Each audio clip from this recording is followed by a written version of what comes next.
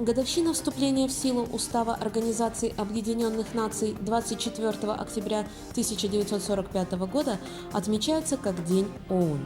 Большинство из нас слышали о деятельности ООН, связанной с поддержанием мира и оказанием гуманитарной помощи, однако не всегда и не столь хорошо известно о многих других аспектах ее деятельности, которые влияют на нашу жизнь.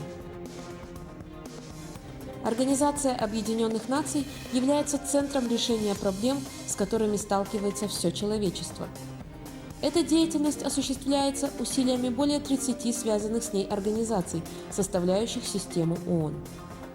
Изо дня в день они ведут работу по содействию соблюдению прав человека, охране окружающей среды, борьбе с болезнями и сокращению масштабов нищеты.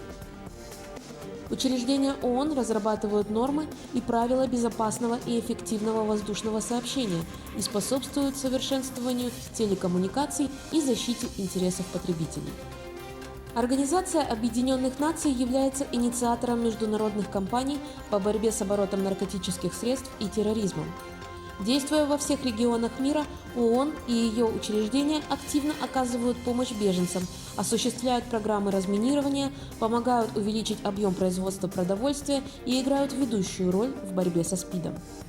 Членский состав ООН вырос с первоначального числа 51 государства в 1945 году до 193 членов в 2020 году.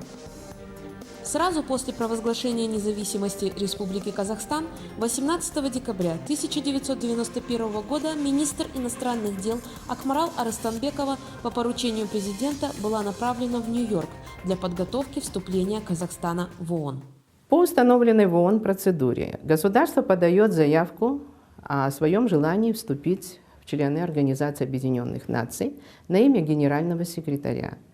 Затем генеральный секретарь направляет это заявление государства в Совет Безопасности. И Совет Безопасности ООН рассматривает и затем рекомендует данное государство уже Генеральной Ассамблее для вступления в Организацию Объединенных Наций. Мы первыми прошли на заседании Совета Безопасности, и 2 марта 1992 года было назначено пленарное заседание Генеральной Ассамблеи ООН, которое рассмотрело вопрос о приеме новых членов.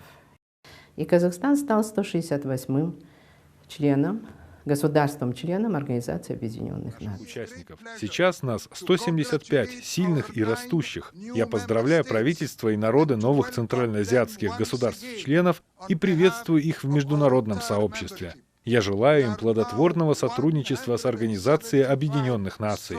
Флаг Республики Казахстан должен быть поднят.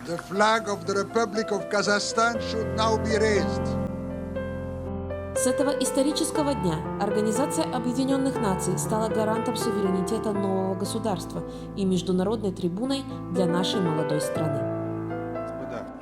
На предыдущей сессии Казахстан был единодушно принят в члены Организации Объединенных Наций. От имени народа республики я имею честь передать вам слова глубокой благодарности за этот шаг и заявить, что Республика Казахстан, как миролюбивое государство, способна в полной мере выполнять обязательства, содержащиеся в Уставе ООН, вносить конструктивный вклад во все сферы деятельности этой авторитетной международной организации. Казахстан нашел верные механизмы взаимодействия разных этносов и религиозных общин в составе одной многонациональной страны, показал пример странам-участникам в работе по ядерному разоружению. 28 июня 2016 года Генеральная Ассамблея ООН избирает Казахстан непостоянным членом Совета Безопасности на 2017-2018 годы от стран Центральной Азии и Тихоокеанского региона. Деятельность в качестве члена Совета Безопасности ООН дает Казахстану возможность продвижения и реализации инициатив Нурсултана Назарбаева, изложенных в его выступлениях в ООН и манифесте «Мир 21 век», ставшим официальным документом ООН. По сегодняшний день Казахстан выступает за создание в Центральной Азии модельной зоны мира, безопасности и сотрудничества.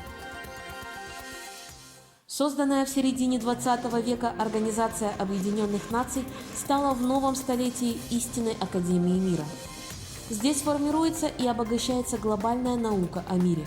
Почти 30 лет назад Казахстан в лице своего лидера успешно освоил первый глобальный урок в ООН, и теперь в новой конструкции мира, формирующейся в 21 столетии, есть важные элементы, которые были предложены, созданы и учреждаются при непосредственном участии нашей страны.